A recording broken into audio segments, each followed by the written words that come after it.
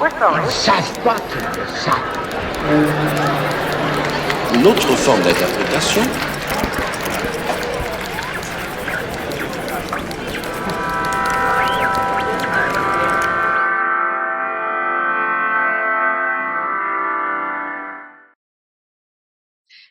Falar de gramática no Brasil é ter que levar em conta alguns conceitos importantes. O conceito de gramatização, o conceito de instrumentos linguísticos, o conceito de colonização linguística e o conceito de autoria, tal como redefinido por Enir Land.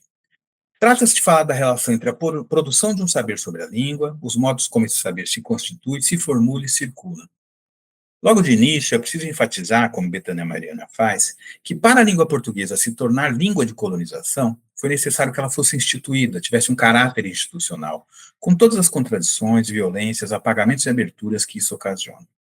Além disso, e ainda segundo Mariane, é preciso salientar aí a posição da escrita, já que trata-se da língua concebida como instituição que, pela escrita, legitima outras instituições do Estado.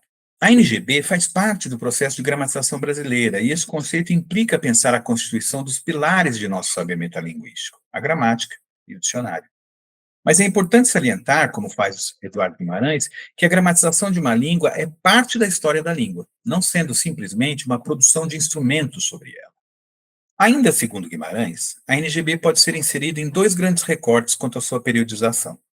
Primeiramente, ela se situa no terceiro dos 4 grandes períodos da gramatização brasileira, o qual se caracteriza por uma valorização das especificidades do português no Brasil. Em segundo lugar, ela se insere no quadro dos trabalhos sem filiação teórica definida. De outro modo, a NGB pode também ser inserida nas políticas linguísticas do Estado brasileiro, num movimento em que constituir a língua e o modo de acesso a ela faz parte da própria Constituição do Estado e, portanto, do Brasil enquanto nação. Como afirma Enir Land, ser um autor de gramática no século XIX é assumir a posição de um saber linguístico que não reflete meramente o saber gramatical português. Nesse momento, o da irrupção da República, não basta que o brasileiro saiba a sua língua, é preciso que, do ponto de vista institucional, ele saiba que sabe. A NGB é, então, parte de um processo de constituição de uma memória, de um espaço de remissão que permite aos autores de gramática se afirmarem enquanto autores de gramática brasileiros. Nesse sentido é que a NGB é um acontecimento discursivo, no sentido de que marca o ponto de encontro de uma atualidade e uma memória, como diz Peixeira. Seu acontecimento, no entanto, dá-se numa configuração diversa àquela do século XIX. Agora já não se trata de definir a especificidade da língua portuguesa no Brasil, mas sim de manter essa especificidade, como nos ensina ainda Orlandi, estabelecendo 2 movimentos de autoria. No século XIX e início do século XX, um investimento na autoria que se faz, então, por essa busca de uma especificidade. Ser gramático brasileiro, ser um autor de gramática, é ser aquele que, do ponto de vista de quem pode falar sobre a língua, de quem a sabe, coloca-se numa posição de quem faz a própria história. Ao fazer essa história, o gramático brasileiro silencia outras questões, outras línguas, outras possibilidades de se fazer nação, que se apagam para o fortalecimento da questão da língua portuguesa do Brasil. Silenciando, Estado e língua se constituem e estabelecem os efeitos pré-construídos que garantem o sentido das referências. Nessa direção, as diferentes filiações teóricas de cada gramática são os pontos de apoio que servem de base para a afirmação do específico da língua do Brasil. No século XX, a questão já é garantir essa especificidade. A partir de então, não se trata mais da língua portuguesa do Brasil, mas da língua portuguesa no Brasil. Se antes tínhamos diferentes filiações teóricas garantindo a especificidade, agora temos diferenças de análise, de descrição. Por ser um acontecimento discursivo, justamente, a NGB se insere no desenvolvimento de trabalhos anteriores, tais como o Léxico Gramatical de Firmino Costa, 1934, o Léxico de Nomenclatura Gramatical Brasileira, 1946, Antenor Nascentes. Esses trabalhos procuram, como a NGB, uniformizar a nomenclatura para fins pedagógicos.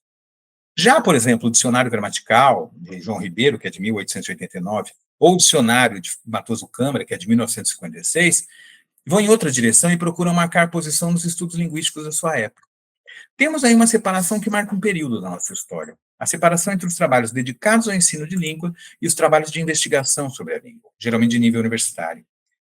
Nesse sentido, podemos dizer que a partir da NGB, um outro momento de autoria se estabelece no discurso gramatical.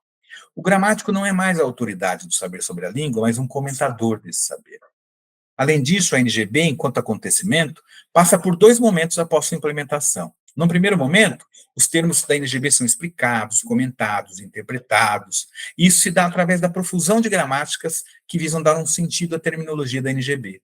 São os gestos de interpretação que irão definir o sentido de cada termo.